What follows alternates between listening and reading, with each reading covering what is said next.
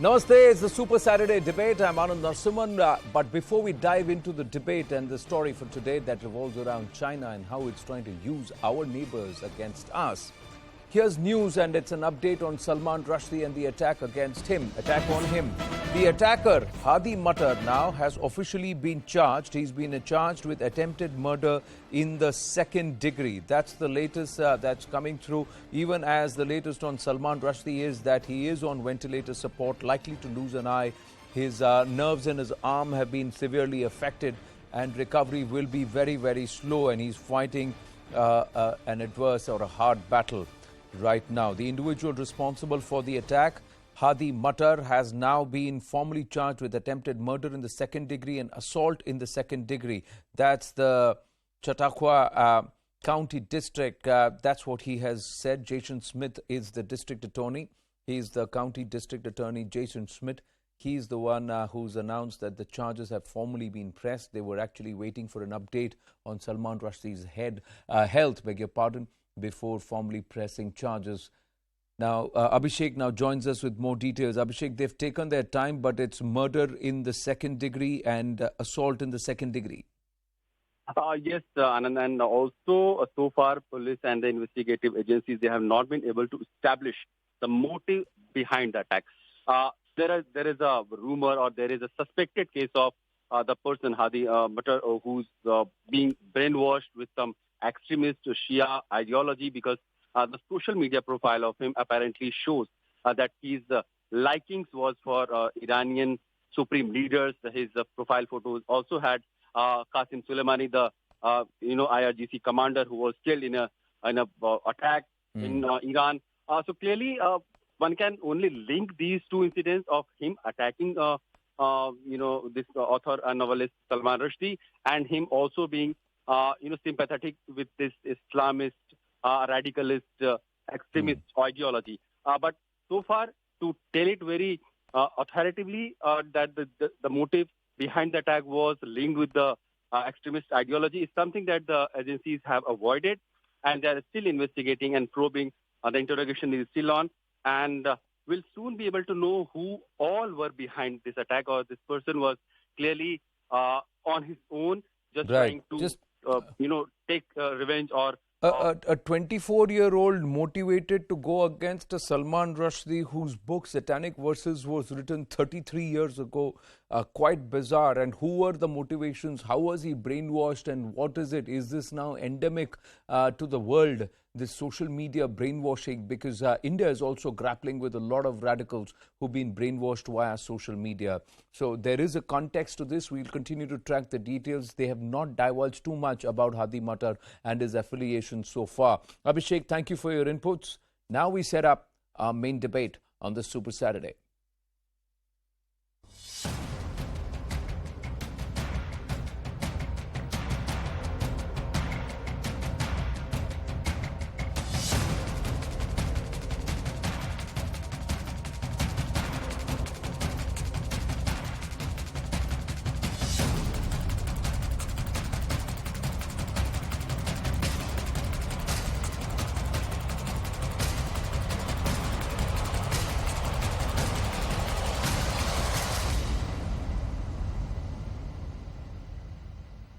Is there a certain desperation, ladies and gentlemen? That's the question that comes to mind when we see China pressuring Sri Lanka, and in the way also blocking, like it did in the past. They blocked Masood Azhar, now they're blocking his brother Rauf Asghar being now sanctioned at the UN. So why are they using that veto? Because is China desperately now going to leverage whatever leverage it has, or use whatever leverage it has on Pakistan and on Sri Lanka against India? And what does it mean for us, and what is the challenge for us as India? We'll try and dive into all of that. Let's try and understand why Sri Lanka succumbed to the pressure. Now, it fears that China could veto or stall IMF loan. That's the big pressure. Understand that China now holds nearly 20%, 10% officially in terms of cash, but basis on investments, etc., nearly 20% of Sri Lanka's debt. Sri Lanka is going through a financial crisis. So no matter how much help India offers, China can still squeeze them. Nearly 20% of foreign debt is from China. The other aspect that stands out is it fears that Beijing could block aid in the future. and it also controls a lot of the investments and the companies which are still in active in Sri Lanka. There is a lot of state money that's embedded there. They're scared that China may want an early loan repayment. The moment that happens, it's also quite steep. The interest rates are quite steep compared to international market and also what the IMF numbers are. But the terms are different, and that's the reason why. This is the economic squeeze that the Chinese would want to apply. Then there is the other aspect, ladies and gentlemen. Why is it that Sri Lanka is ignoring India's help? Sri Lanka could have found a way. When it said you defer your thing, was that perhaps in respect? But then, should India feel slighted? Why is there no respect for this? Is this ignoring India's help? Which is the nation that stepped up to help Sri Lanka in this time of crisis, despite knowing fully well that the Sri Lankan disposition was firmly in the throes or in the lap of the Chinese establishment, that's the CCP. $500 million agreement for supply of fuel products in February. Then comes in April another $200 million that was extended in credit line for fuel products. In May, a consignment of $16 million as humanitarian aid was sent. 14,700 metric tons of rice, 250 metric tons of milk powder, 38 metric tons of medicines. They were all sent in June. And in July, 2 more ships of diesel and petrol were sent to the island nation. So far, the estimate is that nearly $3.5 billion plus worth of aid has been sent across by India with no conditions, no strings attached. But why couldn't Sri Lanka do this? Or should we look at it in such a way that the Sri Lankans deferred it beyond our Independence Day and Azadi Ka Amrit Mahotsav celebrations, and it's now happening between 16th and 22nd of August, despite the pressures that the Chinese were putting on them? There are multiple ways to look at it, but more importantly, this is a serious challenge. Nations around us are in serious economical distress, financial distress, and at the throes of the dragon, which is baying for India, which is eyeing critical installations and, of course, critical positions, and it does not want India to grow. Then now look at the other neighbor, which China is using as its offensive against India, that is Pakistan. Quite literally, they've turned it into a vassal state, so much so that the Chinese can now tell the Pakistan army chief how he needs to use his forces and where he needs to put them. It can also tell them that we want boots on ground. It can also say that we're going to switch off the power supply if you don't pay us money. So there is so much so that Bandal and Bundu Islands, they've already gotten it written in the Arabian Sea. Off Karachi coast, off the Karachi coast. So there are so many other issues, and how deeply the Chinese are embedding themselves. They're all across POJK, they are all across on ground in Balochistan, and the Baloch are also upset.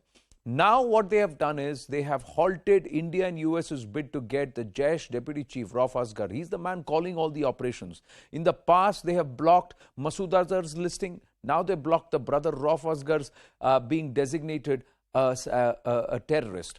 China using its veto powers to put the process on a technical hold. This is what they do every time, something which has not gone down well with India, with the MEA issuing a very, very strongly worded response, calling out Beijing's doublespeak when it comes to crack down on Pak-based terrorism. And the person doing it was the External Affairs Minister S. Jaishankar himself, while he was speaking to Nikhil Joshi at News 18.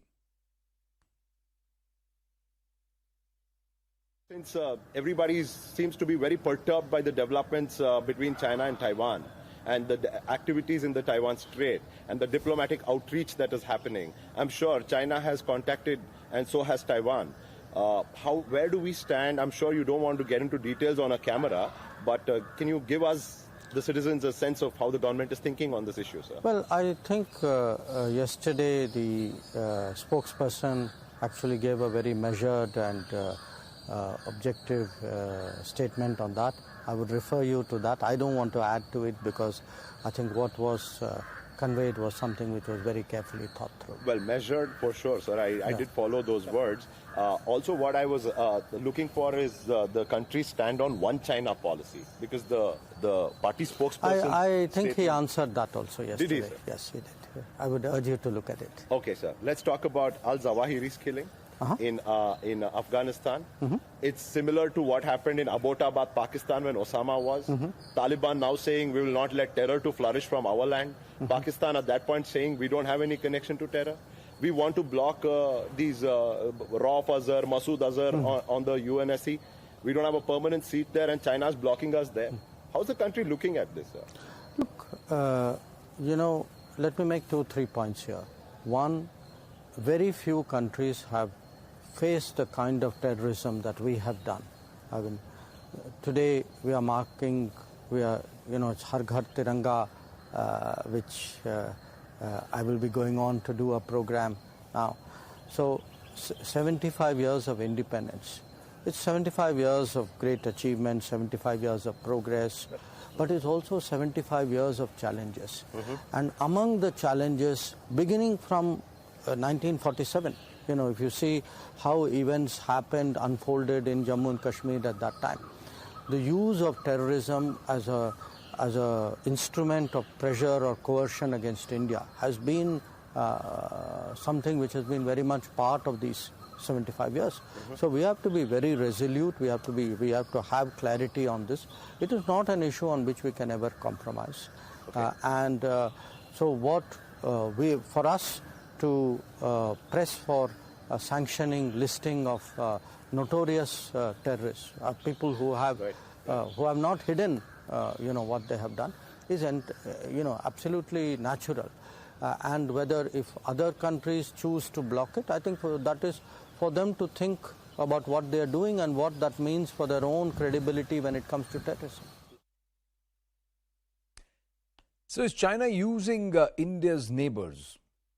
Let's dive into that, and there are many layers within. So Ambassador Parthasarathy, who's not just got his finger in the pie in the past about dealing with these issues, but he's also closely tracking what's happening both in Pakistan and in Sri Lanka, and the Chinese interference is with us. Namaste, and good to speak with you, Ambassador Parthasarathy, as always. Andrew K.P. Leong is also there. The Foundation Day has just gotten over. Our Independence Day is on the cusp of it. So there is lots happening both in China and in India at this point, Andrew K.P. Leong. And I also have Dr. Paikyaswati Sarvanamuthu. P. Sarvanamuthu is the founder, executive director, Center for Policy Alternatives, CPA, and a member of the Foreign Policy Advisory Group. And he's joining us from Colombo. So Dr. Sarvanamuthu, namaskaram, and thank you very much for joining us. So let me first ask you, sir. Let me first ask you, how would you read first the Sri Lankan government saying defer your visit, and then the deference happens by 5 days, and then saying, okay, now you can come in between 16th and the 22nd. Is there too much of pressure? Well, I mean, to begin with, I think the initial intimation that the Chinese gave was when the Sri Lankan government was in somewhat disarray, with the president having fled the country and then subsequently died. And so they wanted a cooling off period, perhaps, in which they would resolve the problems associated with the visit. But let me make one point clear. I mean, this is not the first visit by a military vessel, and we are not quite sure whether this is exactly a military vessel or not, but this is not the first visit by a military vessel. I mean, we've had American warships come and dock in Sri Lanka, and Sri Lanka, given the current situation, given that it depends on China, and it is going to depend on China very importantly to be able to take that haircut that all creditors should be treated alike with regard to the debt restructuring. And given the exposure to China as far as our debt is concerned, and of course, our debt of gratitude, if not anything else, to India for helping us in this current situation, I think we wanted a cooling off period. And now we have said to them that you can come on such and such a date. The Sri Lankan government in this respect is caught in a pickle, in a sense. It's squeezed between India and China. This is part of the legacy of the Rajapaksas, where they tilted towards China to such an extent that the Chinese could well turn around and say, look, the Hambantota port is basically ours. It's leased to us for 99 years, and we should have a right to visit it whenever we want to, kind of argument. But I think hopefully that this visit can pass without further consequences, but the exact resolution of the balance between India and China, given that Sri Lanka has to take both into account, needs to be worked out within the foreign policy establishment of Sri Lanka. Interesting, but then this could compound problems if they are because this 99-year lease could also come back to bite the Sri Lankans, because they cannot unless there's somebody who can buy out this debt and extend perhaps a very, very nominal rate of interest to the Sri Lankans. How is it that you're going to emerge out of this? Because then nations are going to come calling, and this pressure is going to continue to build, and India is not very happy. Yuan Wang Fai, this is a double ship. It's a Chinese spy ship. Many other nations have this, and it can listen in. So if it is going to listen in, then we have a problem. Its intentions in these waters is what India is very, very worried about. But Ambassador Parthasarathy, how do we see the moves? Because there are many plays happening simultaneously. Well, I think we should look at it at a larger perspective. Firstly, over the last couple of months, the Sri Lankans have yielded to much we wanted. Firstly, our share of the construction of the Colombo port along with the Japanese, that has been exceeded too. 3 power stations which they had sanctioned to China just too close to our maritime boundaries is now being given to us. So they have given it a try. But the fact of the matter is they are deep in trouble with China. They went in, and as our friend said from Sri Lanka, reckless borrowing by the Rajapaksa regime, primarily to benefit their own constituency. Hambantota is the heart of Rajapaksa's constituency. And therefore there has been this pressure. Now, right at this point in time, when they are, their economy is sinking, it's been largely helped out by India. And if they get IMF financing, they should be pretty clear that it is largely because of our intervention with the IMF, with the Americans, that is coming through. Because it's certainly the international financial institutions linked to the Americans are not too pleased with what Sri Lanka is doing. But we don't want to sort of push it to a corner at a time when it is going through. So as I see it, this is a matter which will have to be seriously negotiated with Sri Lankans. They went just too far with giving those 3 island sort of power stations too close to our maritime boundaries. They stalled when Japan and India said we were ready to finance. And still there are sections of the Sri Lankan establishment stalling. But I think the fact of the matter is we will have to work closely with the Japanese and the others to ensure that they don't fall for the Chinese temptation. Because the Chinese are now putting the squeeze with such vessels. If we give an okay here, the next stop is going to be Maldives. Yeah, correct. See, and this sort of espionage, which this particular vessel, from my naval friends tell me, is pretty extensive. Yes, we've got them, Sri Lankans, to get them to lay off immediately our maritime boundaries. But this will have to be followed through.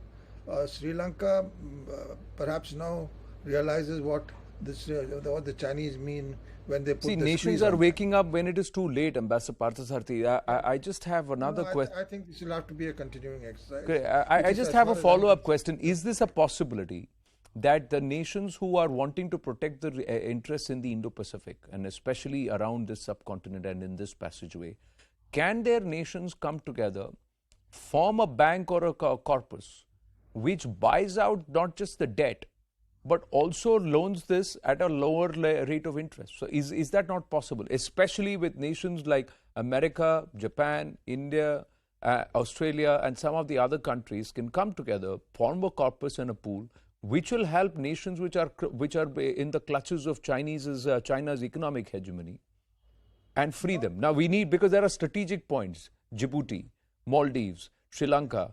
Well, Pakistan is a different, this altogether. That's a different story. So let's keep Pakistan out of it. But even Nepal, Bangladesh, Myanmar, there is a big one. And if you do the math, it totals to about $65 to $70 billion. That's where this amount is, this corpus is. And nations can come together to form a $100 billion corpus and try and say that, all right, we will buy out the debt, you pay us the money back, but at a very, very nominal rate of interest, but in this interest that the strategic interests are protected. Is that not possible? I'm afraid that much as that may sound ideally good, practically the Western countries are not going to do it because they have far too many commitments in Ukraine and other places right now. And therefore, we'll have to play our cards realistic, which is precisely what the PM and Jaishankar are doing. Because right now, we've got them, as I said, off the islands, we've got ourselves into Colombo, but there is also, I must say, a anti-Indian lobby which was fostered by the Rajapakshas for far too long. And I think we should do some plain talking with the Sri Lankans about that. We have done such talks before. No, but here is the thing. Unless India can guarantee them IMF, with the US.